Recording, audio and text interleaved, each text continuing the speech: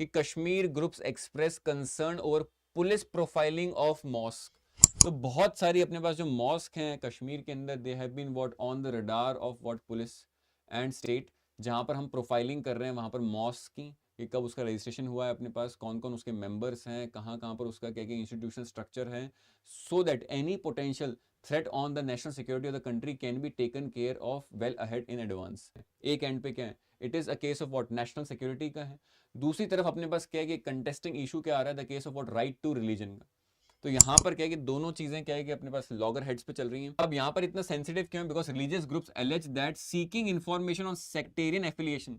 Sectarian affiliation ऐसा नहीं है कि अपने पास क्या है कि टेम्पल प्लेसेस के साथ भी हो रहा है, चर्च के साथ भी हो रहा है, it is specifically for what mask.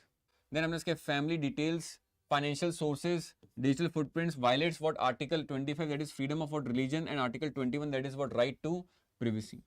इन दोनों पे इन्फ्रिंज कर रहे हैं। तो यहाँ पर एग्जांपल क्या बनता है कि जब भी आप क्या है कि रिलीजियस प्लेसेस की प्रोफाइलिंग करते हो तो आपके पास एक एस्पेक्ट नेशनल सिक्योरिटी का होता है, दूसरा एस्पेक्ट कौन सा, फंडामेंटल राइट्स का ट्रिगर होता है।